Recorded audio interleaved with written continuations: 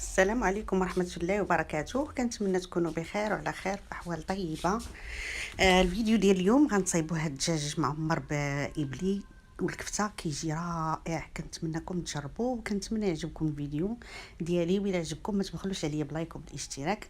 هنا خديت المعدنوس وشوية القزبور، يعني كمية كثيرة ديال المعدنوس، ملعقة صغيرة ديال لا موطارد وراس الملعقة ديال راس الحانوت اللي كنطيبوا بها الدجاج واللحم، وعندي ملعقة ديال الخرقوم عرق، وملعقة ديال الابزار، وملعقة مملوءة ديال السكينجبير، وعندي ملعقة ديال الهريسة وحامضة مرقدة نرققتها رقيق بزاف، والثومة درت 4 فصوص كبار شوية، الزيت البلديه، عندي ملعقه ديال السمن حتى هي كنتمنى ما نكونش نسيت شي حاجه، درت شويه تاع الزعتر وشويه اليازير، راس الملعقه صغيره هكا يكونوا مطحونين تيعطيو واحد النسمه. تنفتحوا الدجاجه الصدر ديالها بطبيعه الحال باش تاخذ الاقامه، كنحاولوا نديروها بلاصوص مزيان ونخليوها حدانا هكا تشرب شويه. في المقله غادي ندير بصله متوسطه الحجم، درت لها شويه الملحه وبزيره بزيره وشويه الزيت وشويه الثومه. غادي نحاول ندبل هذيك الزبده، البصله عفوا شويه تتدبال، وغندير ليها الكفته. نقدروا نستغناو على الكفته ونديروا الكبده وداك الشيء تاع الدجاج الا كنا نبغيوه نديروه، علاش لا، حتى هو يجي مزيان. الكفته غادي نحرب القمح المطبوخ الجاهز دغيا كيطيب، غير غليه جوج كيطيب. حنا هنا غادي نديروا ليه 5 دقائق غليه، تاع 5 دقائق بركه عليه، حيت غندخلوه الفران غيزيد مازال يطيب.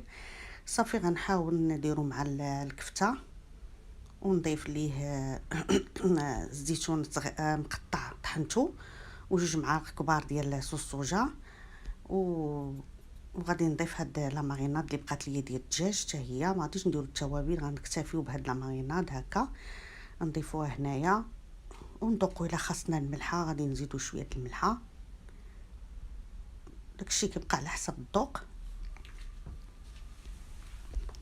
صافي انا درت هنا شويه الملحه، وغادي ندير داك الحامض اللي بقى وشويه الهريسه اختياريه، ونزيدو شويه تاع المعدنوس. صافي غادي نعمر الدجاجه ديالي، ندير باعتبار ان هذاك القمح غادي مازال يتنفخ من يطيب، ما نعمرش بزاف. صافي ما غاديش نخيط، غادي ندير غير بالكوردون بحال هكا بحال اللي تنخيطو. صافي طريقه جد سهله، كاينش علاش نخيطو. صافي نتوما كتشوفوا ساهله جدا. وهذوك الرجلين غادي ندير لهم العود تاع القضبان ديال الشوا حتى هو باش هكا نرصيهم يبقاو في بلاصتهم، ونضيف شويه الزبده من الفوق على حسب اللون، من يطيب تجينا هكا مذهبه وزوينه. غادي نغطيها بالورق ديال الطبخ، ونزيد عليها البابي الومنيوم وندخلها الفران مده ساعه ونصف، على حسب الدجاج قداش في الغلد، واش غليظ واش رقيق. الا كان الدجاج رقيق راه غير ساعه ونشوفوه. هنا الخضر خديت الكورجيت وبطاطا واللوبيا وخيزو، غادي ندير لهم مليحه، والقرعه حكيت عليها شويه ديال الزعتر. هذاك ابدي اللي بقى ليا بطبيعه الحال ما غاديش تهزوا ليا الدجاجه كامل، غادي نديرو في بابي كويسون بابي الومنيوم ونحطوه فوق الخضر مع البرما يطيب. صافي نغطيو عليه ونخليوه غيطيب مع الخضار.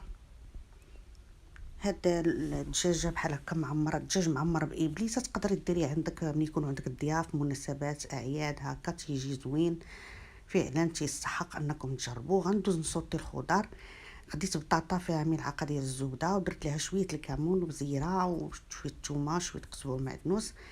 اللوبيا غنديروا ليها القزبر معدنوس والثومه والابزار. صافي ملعقه ديال الزبده هكا، كنستمر مع الخضر كلها حتى نصوطيها.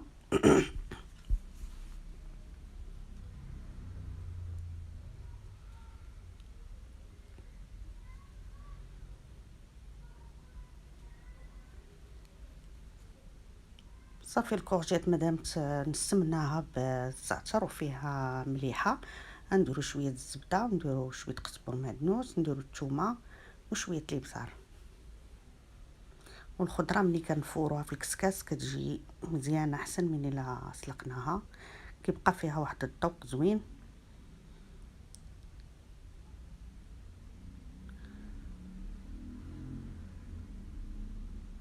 دائما شويه البزار، شويه القزبر، شويه المعدنوس والثومه والزبده. صافي تنصوطيو الخضر كامله. خيزو هانتوما كتشوفوا الفيديو كيشرح كيفاش قطعنا الخضر. كنصوبوهم هكا رقاق وكيجيو زوينين في الشكل، حتى في الدريساج تيبانو في الشكل ديالهم زوين. الا سوينا ليهم التقطيع ضروري العمليه تاع اننا نقادو التقطاع تاع الخضر. صافي من بعد ما طابت الدجاجه نتوما كتشوفوا كيفاش جا اللون ديالها، كتجي فعلا رائعه، كتجي لذيذه. ندريسيو على حسب الذوق ديالنا، كل واحد وشوفت عينو.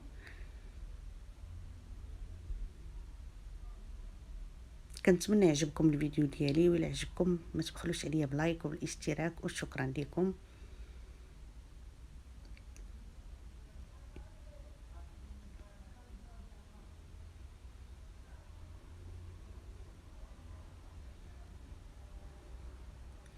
صافي نحاولوا نفتحوا الدجاج باش هكا يسهل علينا ناكلوه. صافي وداك ابلي اللي درت في البرمه راني فرشته لتحت وحطيت فوق منه الدجاج، وكتكون هذه هي النتيجه. كيجي فعلا رائع بالصحه والراحه.